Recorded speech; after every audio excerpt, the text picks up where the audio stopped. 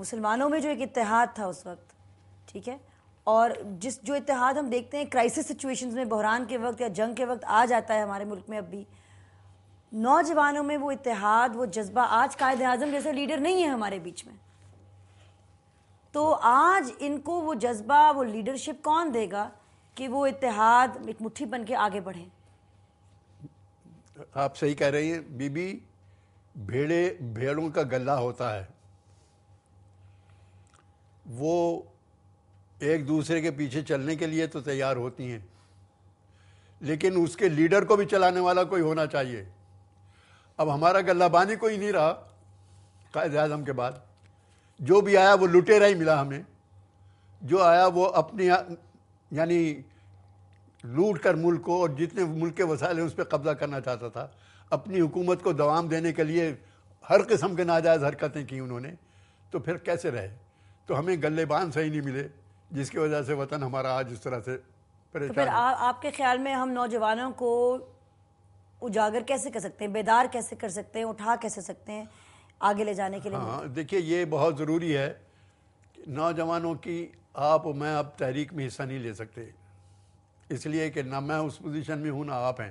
البتہ وہ guide lines تو موجود ہیں جو بزرگوں نے چھوڑی ہیں، وہ تو دیکھ سکتے ہیں کہ لوگوں نے کس طرح سے کام کیا۔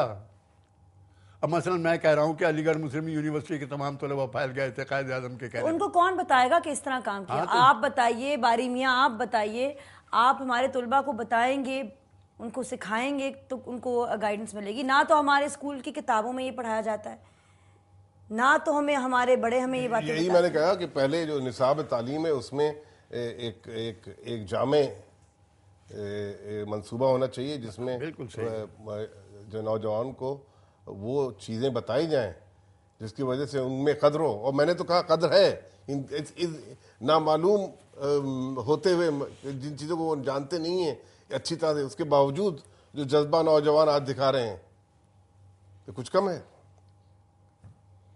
اور صحیح ہے کہ اگر ان کو رہبر اچھے مل جائیں، اور انشاءاللہ ملیں گے ہم۔ تو رہبر آپ ہی ہیں، اور کون ہے؟ نہیں، رہبر تو آپ لوگ ہی ہیں، اور کون ہو سکتا ہے؟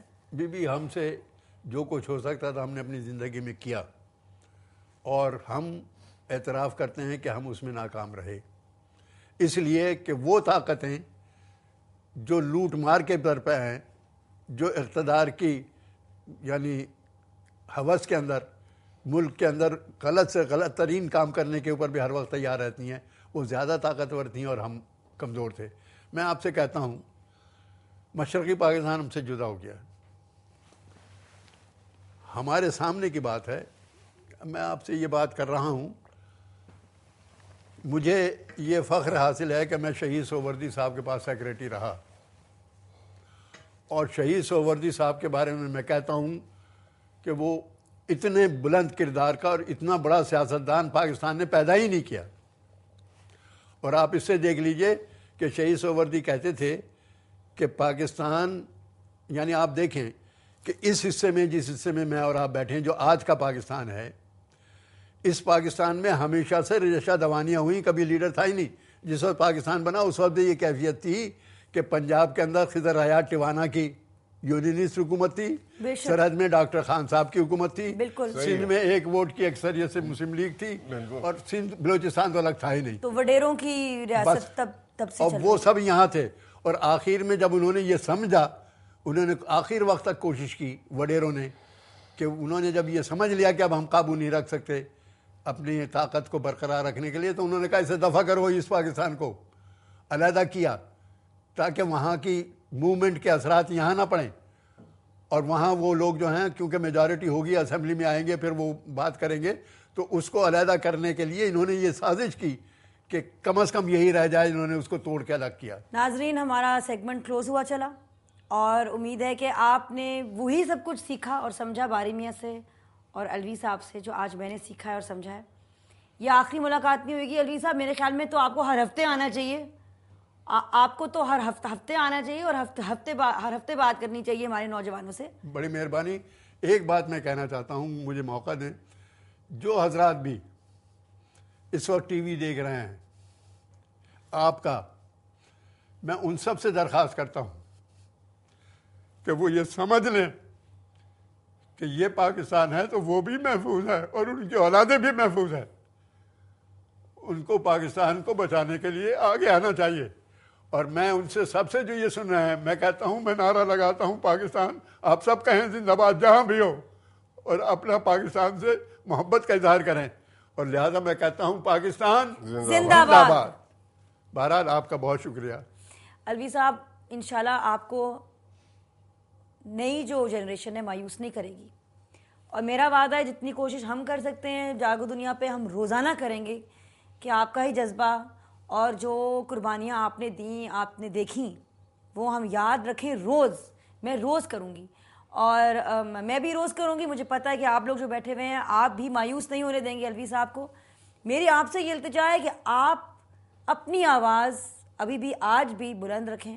ہمیں آج بھی آپ کی آواز سننے کی ضرورت ہے. مجھے باری میاں کی سے یہ التجا میں کرتی ہوں کہ فرنگی محلی جیسی جو ہیں, جو بھی ہیں, جتنے بھی ہیں, وہ ایک اپنی تحریک تعلیم کے ذریعے بڑھائیں, اور جو اسلام کا آپ کا ایک روشن نظریہ ہے اس کو پھیلائیں, تاکہ اور لوگ بدنام نہ کر سکیں اور لوگ اقتدار میں آ کے مزید بربادی نہ پھیلا سکیں.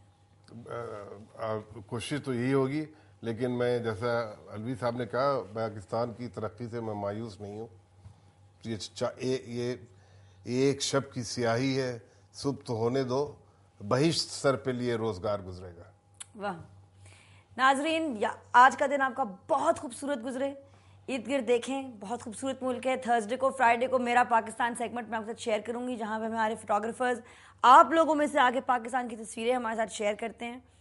اور مایوس نہ ہوئیں, جشن کریں, اور یاد کریں ان لوگوں کو جو اس وقت مایوس ہیں, جو محرومیوں کا شکار ہیں, چاہے وہ ہمارے بھائی ہیں گوجرا میں, چاہے وہ ہمارے بھائی بہن ہوں بلوچستان میں, چاہے وہ ہمارے بھائی بہن ہوں جو IDPs ہیں, جنہوں نے شاید الوی صاحب کے دور کے بعد دوبارہ سے اتنی بڑی قربانی دی اس ملک کے لیے. وہ IDPs ہیں جو واپس گھر کی طرف بڑھ رہے ہیں. ان سب کے ساتھ, ان سب کے ہاتھ میں ہاتھ ڈال کے ان کو حوصلہ دیتے ہوئے آپ پاکستان کو ہمارے ساتھ آگے لے کے جائیں. اور یاد رکھیں, پاکستان زندہ باد. اور کیک کھائیں گے, کاٹیں گے. Happy birthday dear Pakistan, happy birthday to you.